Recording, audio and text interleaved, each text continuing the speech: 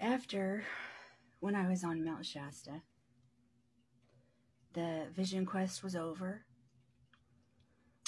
One of our group home parents, counselors, had a tubal pregnancy rupture in her fallopian tube, and it took all the adults in our camp to carry her off the meadow, off the mountain, and get her to an emergency room to save her life.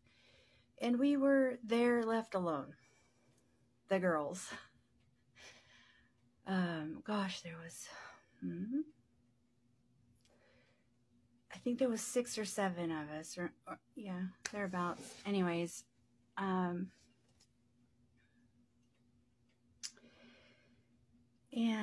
I was able to, we were there alone for a few days, and I was able to, that was the cat, my cat, Angel of Death. I was able to calm the girls down, and like I knew how to, where the fresh water for drink, because we didn't have any food or water left, and I knew how to get water in the meadow, like safe drinking water, fast moving water that wasn't full of parasites and all, whatever kind of brew goes on in the water that can make you really sick. And I went hunting for food, not hunting, but like scavenging, and found some wild onions, and we had a packet, a tube of miso paste at camp left, and I made onion soup.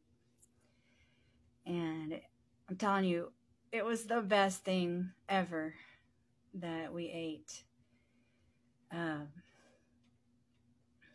And I learned all these things from Jim Backus. And he came into my life when I was 7 and left at about the age of 9. He was removed. Well, I was 10. I think I was 10 when we moved. But anyways, he was taken out of my life. So I got to have him for 2 years. He taught me everything about botany, about what plants were edible, about wilderness survival, how to dig a shelter and make shelter and find shelter. Everything he taught me except how to make fire, which is probably good because I was beginning to have a fascination with it. And yeah, on top of that, he taught me how to roller skate, ice skate, ski. Gosh, we went hiking. My favorite place was near Sequoia National Park, and there was this river that had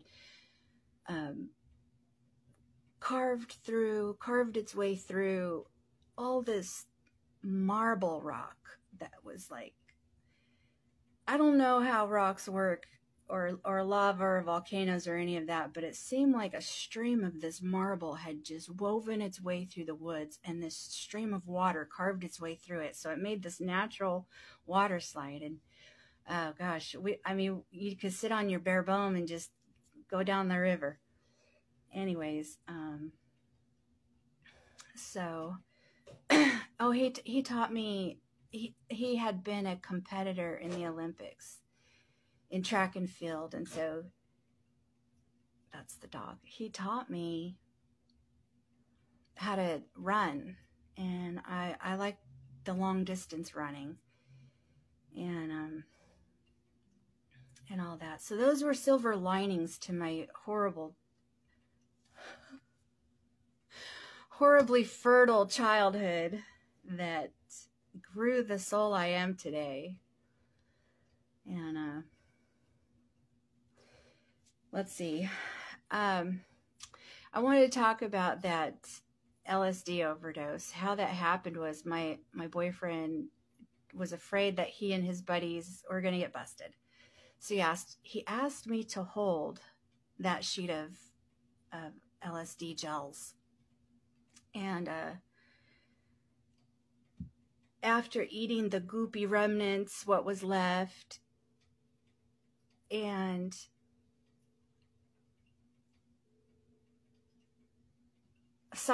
chewing my pants pocket. I have no idea how much I actually ingested. I don't know how much I actually got, but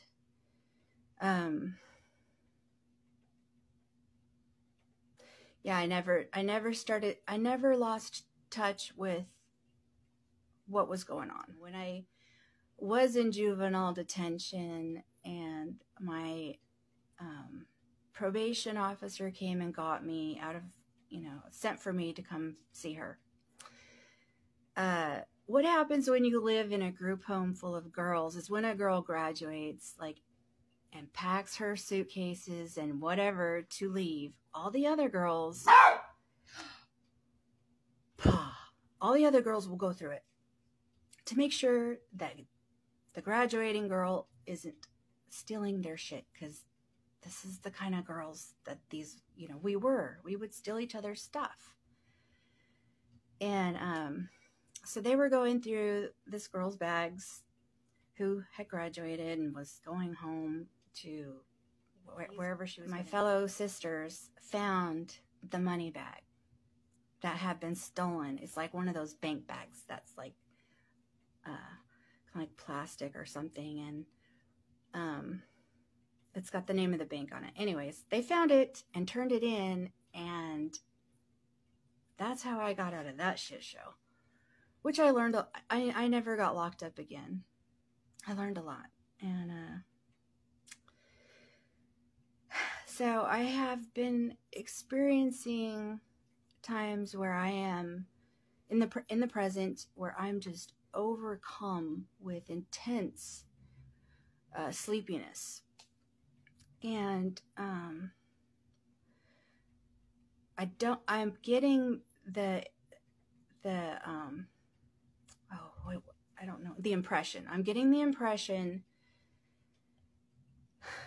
that this is purposeful. This is because I've been going to take naps. I'm not a nap taker, and now I'm taking naps. And I'm like about 7 o'clock at night, and I'm thinking, yay, I'm going to go to bed early. No, it's a nap. It turns into a nap. And as soon as I go there, I'm with Bigfoot. And so the last time that I was there, we were in an open field and we were playing. I'm pretty sure that's what we were doing. We were playing some kind of game. And also my body, when I woke up from that, my body hurt. And almost like I had been playing football with Bigfoot, like tackle football. And so I kind of wonder if this is